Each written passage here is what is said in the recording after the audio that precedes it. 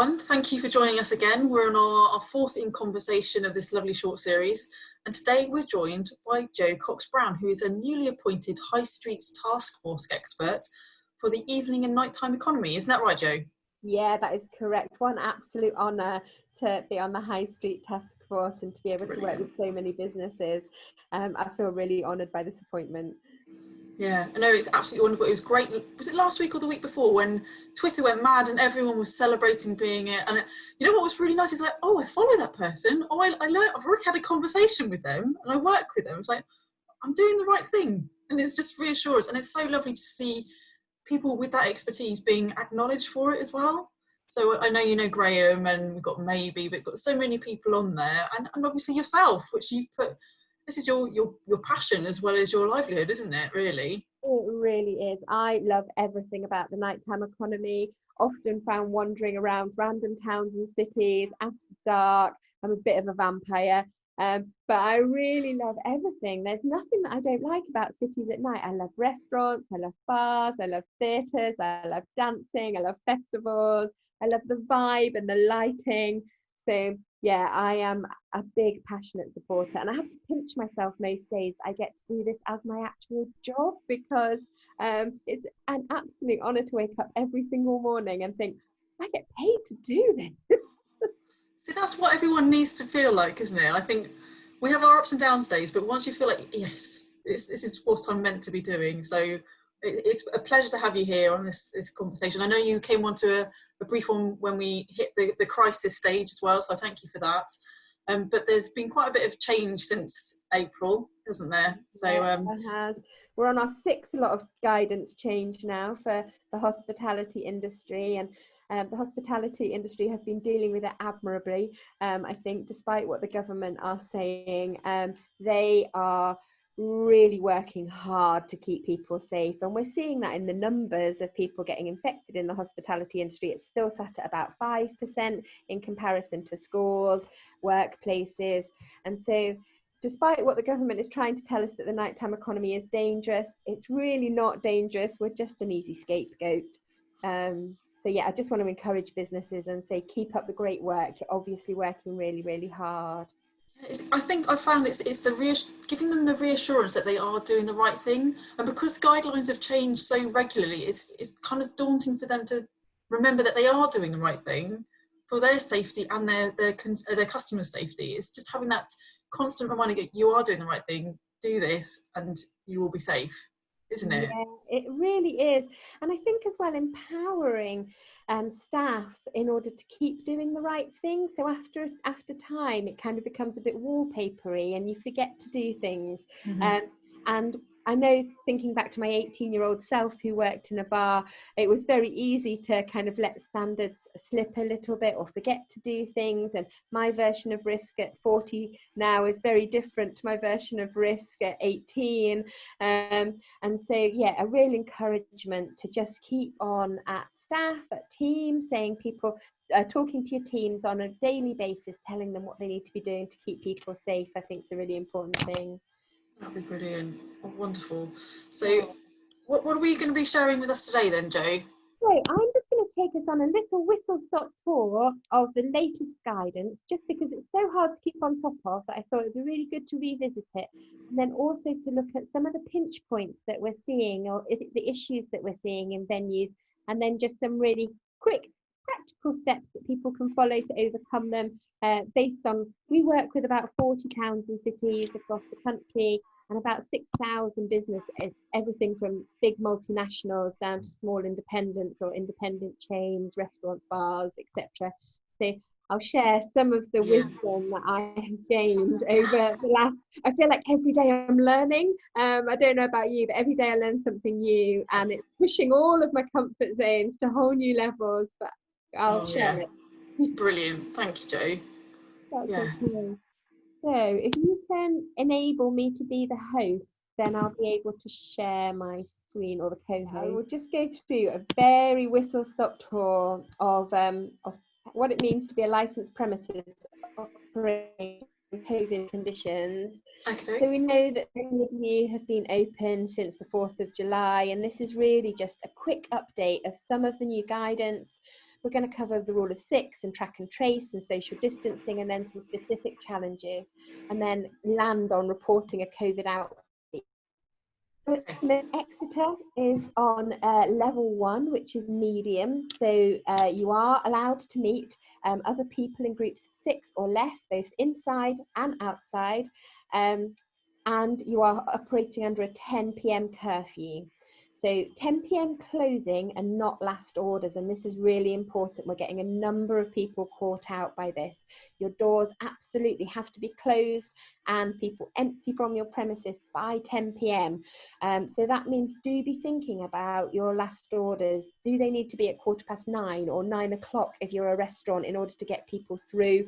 Restaurants are the ones that seem to be being caught out the most because of food service and how long that takes, and then how long people seem to take to eat. So many of my restaurant chains and groups are deciding to take last orders at 9:15 to then allow that to go through. Deliveries, click and collect or drive-through can remain open and continue to do so after 10 p.m. However, orders must be made via the phone, online or by post. So you can't have a walk-up place where people can come and do that. We are seeing some things like Sainsbury's, for example, or Tesco, that they are stopping serving alcohol at 10 p.m. to stop then this crowd arriving at their door to then buy it, to then take home to parties. So if you are one of those organisations or an off licence, do then consider supporting your whole nighttime economy by choosing to stop serving alcohol at 10 p.m. to prevent this spread of parties. You are required to do table service only, so there should be no standing in your venue unless people decide that they're going to go to the toilet. But if they're getting up and going to the toilet, they need to be wearing a mask. They shouldn't be going to your bar to order or to pay. It should all be happening at the table. The 2 metre distancing is now creating some worries and concerns. We're back to 2 metres and not 1 metre plus. So there needs to be a 2 metre distance between each of your tables and the chairs once they're at those tables. So if you sit at a table and someone is sat behind you, those need to be 2 metres apart. So they cannot be 1 metre plus. The only difference is if there's a booth. So if you've got back-to-back booths that some people have, they need to be 1 metre plus with risk mitigation. So that means you would have to put a plexi screen up between those booths to stop then the aerosol spray, or pull them apart if you possibly can, or take one booth out if they're too close. As I've said, staff and customers indoors must wear masks. If you're a wedding venue, you can host a wedding, but not a wedding reception, unless it's for 6 people. So you can have 15 people at the wedding ceremony. However, then half of them, well, just over half of them would then need to leave. And then you could have a wedding breakfast for 6 people. You wouldn't be allowed to have them on 2 separate tables, because then that would be considered a party of sorts. And the same with funerals. So you could have a funeral for 30 people, the service element of it. However, you can't then have 30 people for a wake. After that, it can only be 6. So these are some really harsh conditions, aren't they, Emily? They're just, I really feel for the hospitality industry, because it's just decimating businesses. You do has been a job support scheme created, and this replaces the furlough that is coming to an end. So it will support viable jobs. So for example, if you're bringing back employees and you can only get them to work a third of the time, then you have to top up another third of the time with your own wages, and then the government will also top up a third.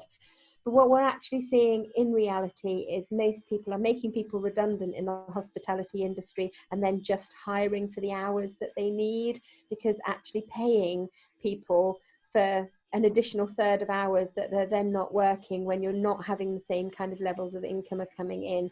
So yes, there is a new job support scheme. Do really think wisely about whether you need to use it or make people redundant and then rehire under a different contract. 15% emergency VAT cut for tourism and hospitality industries will be extended until the 31st of March. So that's some good news, finally. And businesses who deferred their VAT bills will be able to pay back their taxes in 11 smaller interest-free repayments. So that's really good news as well. So instead of you hitting a big VAT bill, in March, you will be able to pay it from March through to the following March in smaller amounts. And your taxpayers assessment means that you can pay that in January 2022. So again, it just gives you a little bit of leeway to pay your own personal tax if you're a business owner. If you are forced to close, so if they were forced to close either by the government on a wider area, because maybe Exeter is closed down, like Nottingham, where I live, is about to be closed down, shock horror, then you will be able to apply for the job support scheme. This will support 67% of salaries up to a maximum of £2,100 a month. Now, there's a lot of arguing with the government going on about this, because we believe for the hospitality industry it should be 80%. 67% for someone on a minimum wage is not enough for them to live on.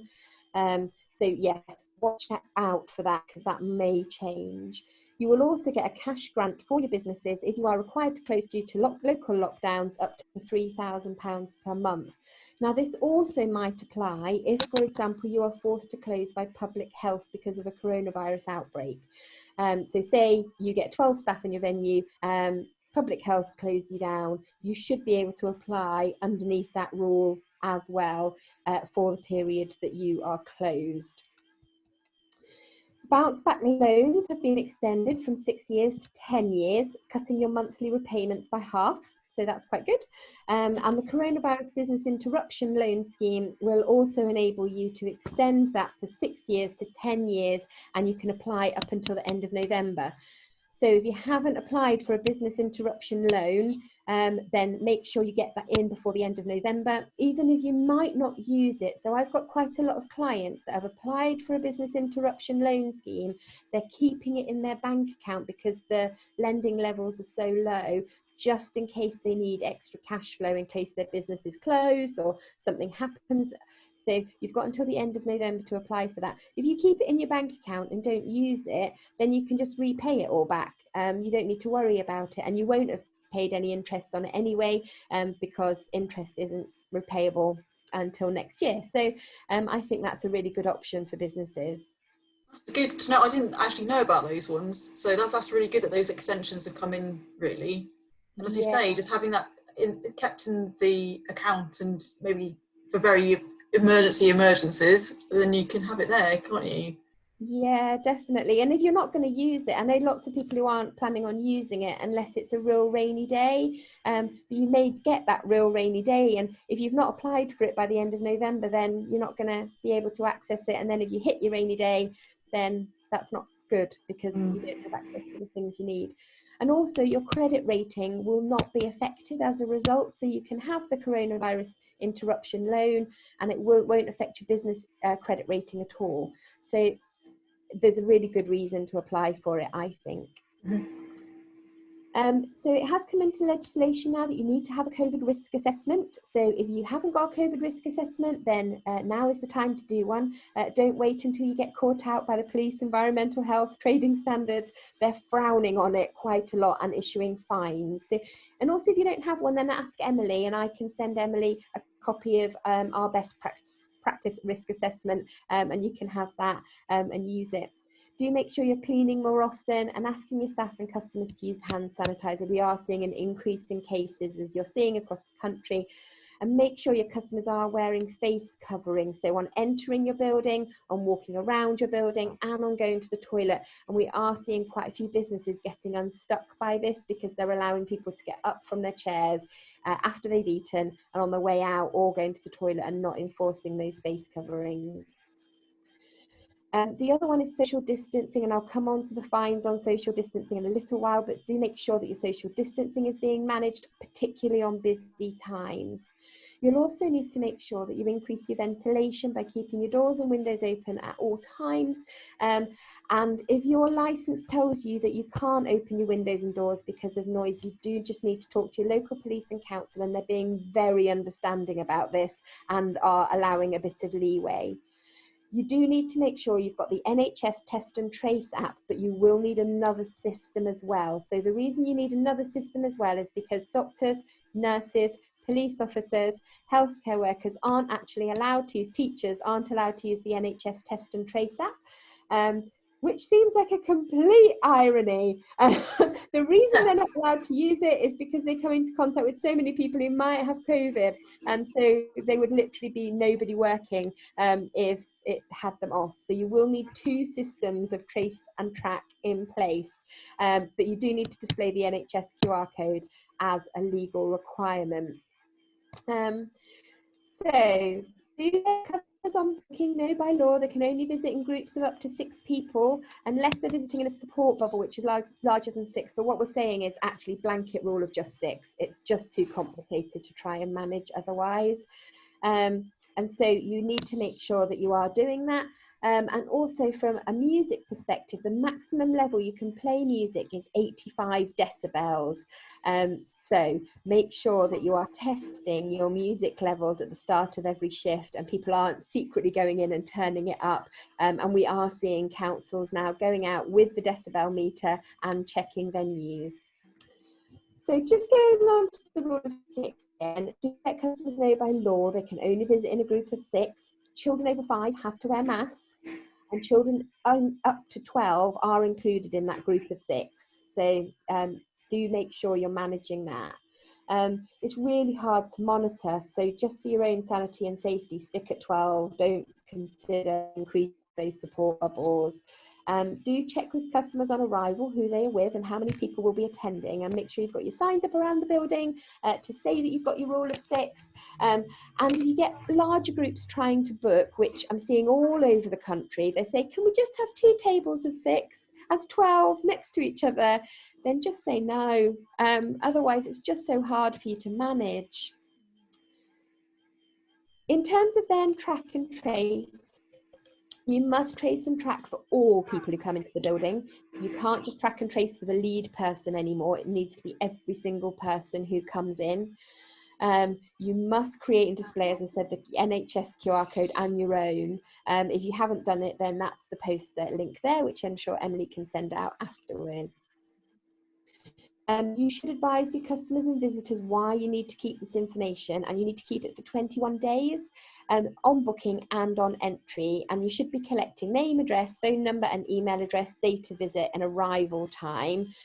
You could, if you don't have an app, use individual booking cards or books, but data protection remains a really important issue in this. We've seen quite a lot of fines now coming out from the ICO, unfortunately. So I had one in one of my clients where one of their staff, a boy, decided that he liked a girl who had signed in to the book, took her phone number and then proceeded to send her dating requests via text message and phone call. She then reported it and then the venue got fined.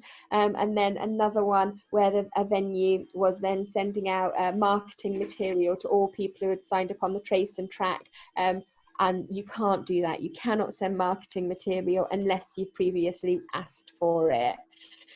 And don't throw it in the bin. So if you're having paper records, whatever you do, burn it, fire it up into space in a rocket, shred it. Don't put it in the bin. I've seen another fine go out in the last 2 weeks because someone put all their records in the bin. Someone picked it up, used it. So yeah, do make sure that you're managing that properly and make sure your staff understand it. So in terms of then track and trace, don't forget to track and trace your staff as well. So we've seen some venues where they've done an excellent job at tracking and tracing all of their customers, but they haven't kept the staff rotas for 21 days. You need to keep your staff rotas and anyone else who comes on site. So that could be someone who comes to fix your plumbing, your lighting, a delivery person who comes to bring you beer. All of those people, you need to be keeping their contact details for 21 days. We are seeing that some people are saying that they are exempt from that and they're not giving it and they're only giving their work details. You need to be really strict with that. They aren't exempt in any way. No one is exempt from track and trace. In terms of distance distancing, people should stay 2 metres apart. I keep getting questions on whether or not you can have 30 people in your venue, and I think this stems back to the original thing where it said you couldn't gather in any more than 30 people. Yes, you can have more than 30 people in your venue, they just can't be gathered together. You still need to prevent people from gathering, shouting, dancing. It's like the dullest night out in the world, but you're still meant to be the hospitality industry and keeping people feeling like they're welcome. But yeah, none of that. If you have issues with larger groups, then just call 101, and it is okay to turn people away. So if you're a temperature checking venue, or you're concerned about someone might have the virus, or people aren't wearing face coverings or won't show you their ID, it is perfectly within your rights to turn them away, and do train your staff on dealing with conflict to enable that to happen. I really feel for you as the weather closes in, and Exeter is no different from anywhere else around the country. Today in Nottingham it's actually quite sunny and shiny, but yesterday was not so. So do consider investing in canopies, umbrellas, heaters, asking customers to bring hot water bottles with them or blankets with them. I've got a lovely venue that I go to, and they say bring your own blanket and your hot water bottle, and I did last weekend. It was lovely. I enjoyed it. So yeah, do make sure that you are thinking about that. Ventilation is something that's easily forgotten. As I've said, keep your windows and doors open.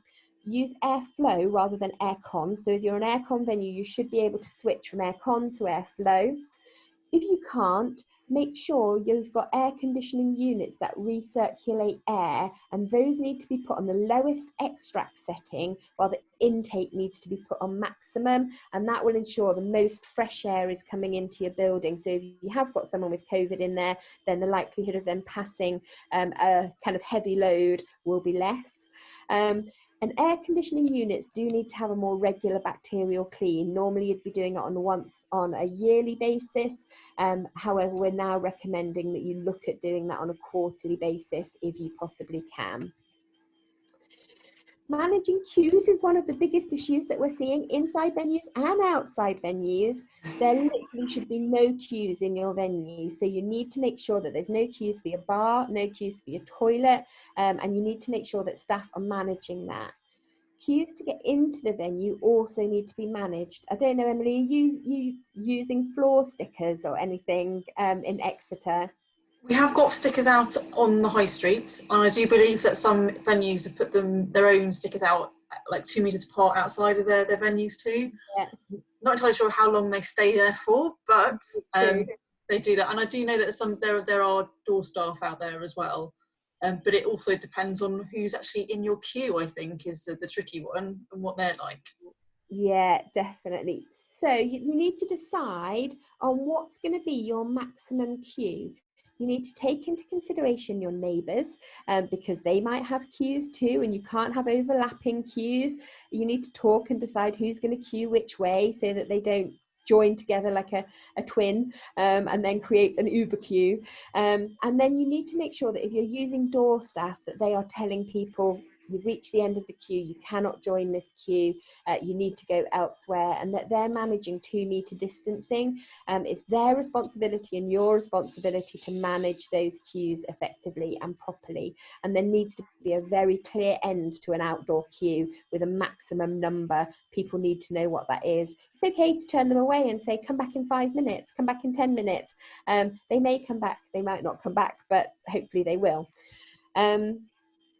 Staff bubbles is something that's really important to think about with the rise in COVID cases. So this morning I've had 4 venues that we work with report COVID cases in their venue. And so you need to make sure that if you have got staff, that they're working in pairs or in threes, and then that those don't cross over with other staff who then work throughout the week. If you put your staff into teams that always work together, if someone in one of those teams gets COVID, then you can take that team out, as opposed to then having to take your entire business out. So do make sure that you are thinking about that. In terms of activities and events, the guidance has stated that live entertainment inside is okay, but you do have to go with this rule of 6. And live sporting events are okay. They're not banned, but you might want to reconsider playing a local football derby or a really big game inside, because it might cause people to jump up and down. So yeah, do be thinking about that. Indoor pool, snooker, darts, bit of a no-no because of the transmission rates. And also things like happy hours and organised sports classes now need to be managed up to 6 people. Gaming machines, we're not advising you use them, but if you insist on using them, you need to place a stool at the machine so that if a customer is seated, that they aren't walking around, and you need to supply them with cleaning material so they can clean it after use. You also need to make sure that it's visible from the bar, because you don't want to get caught out with young children playing gaming machines if you've moved it out of its normal position. Performing arts can take place, but it is limited to professionals, and do be thinking about those use of 6 people in a table, and all tickets for events such as this need to be purchased online so that you can then manage that track and trace system properly. Do consider staggering entry exit times. There are quite a few venues that are doing things like live music nights where they're allowing people to come in groups of 6. But yes, do stagger your entry time so you make sure that people kind of arrive in groups of no more than maybe 2 tables at once over a period of time to prevent people queuing. And if you've got an outdoor area, make sure that cars are sufficiently far away from each other so that they're not overlapping. You shouldn't at this time be offering cloakroom services, and you do need to be doing in-seat services for all food and drink. Just because you've got an event running doesn't mean it's any different. And people, performers, musicians also need to be socially distanced. There needs to be 3 meters between them and the first audience member. So do keep that in mind when you've got a performer, and also then how many people can you fit on your stage or in that particular area, and how can you get them to socially distance? It's all very complicated. Crazy. So you wouldn't be able to see like Bellowhead getting back together again on one stage where they've got about 20 people in their band. You'd have to have a very big stage for that, wouldn't you? Me too. I love Bellowhead as well. They're one of my favourite bands. I had a pizza with them one night in Lincoln with the entire band. Oh my goodness. Oh, that's amazing, Jo. Oh, you're full of surprises. One of my favourite stories. Oh. So yeah, in terms of them dealing with an outbreak, do make sure that you have performed your risk assessment, as I said earlier, that you've got clear signage around your venue instructing people what to do if they're experiencing symptoms, and what to do if they fall ill within 7 days of visiting your premises. Advise your staff what to do if they fall ill, and do regularly review it to ensure it complies with the latest guidance. So if someone says to you, I've got COVID, identify whether they're a staff or a customer member. And remember, you need to be keeping those details for 21 days. Collect all the information of the staff who are working at the time and the customers who are in your building at the time in one location so that they're together. Then you need to contact Public Health England on that form, which Emily will be able to send out to you. And then you also need to report under RIDDOR to the Health and Safety Exec. So it's a bit laborious, but there's 2 processes that you need to go through. You will then need to provide information to them, including rotas and track and trace details, the date of birth of your staff. If it's a customer who is reporting to you, then you will need to report to your staff that they could have been in contact with someone who has had COVID, and you'll need to self-isolate them for 2 weeks. The guidance is 2 weeks of self-isolation, and then you can claim that back. Do assist Public Health England, so do follow official advice. They will advise you on what to do on the next steps. I'm finding them very helpful in most cities. Do not close your venue unless you've got written advice from Public Health or the local authority forcing you to do so. And this is really important because any other circumstance will not suffice as an insurance policy trigger. So wait for that guidance to come through, then close. However, in the meantime, it would be a good policy to maybe close for a few hours after you've heard someone's got COVID, do a deep and thorough clean of the venue and then reopen. Do put staff who've been in contact with the virus on sick leave, as I said, for 2 weeks. Contact HMRC to claim back your statutory sick pay. Deep clean your venue. Publish the outbreak on your social media if you feel comfortable doing that. If you don't, then that's totally okay, as long as you pass the contact tracing information. and do assist public health with staff and customer communications. Review your risk assessment to see if anything could have been put in place to prevent it happening again. Sure, you've got a media strategy. The media are like vultures at the moment. Any bad story or any COVID story, they literally want to jump on you. So make sure you've got a social media post ready to go about it. You don't want to be thinking about it on the day, and a statement ready to send. And your statement just needs to cover how you've adhered to government guidelines, all the processes you've got in place, and how you're caring for staff and customers to ensure their safety, and how you take this seriously. And then what you're doing now to ensure safety going forward. And that should just kill dead any questions then about you not managing it properly. And that's the most important thing, that we kill any of this negative media stories that are going around. In terms of enforcement, £200 if people aren't socially distancing properly, up to £3,200.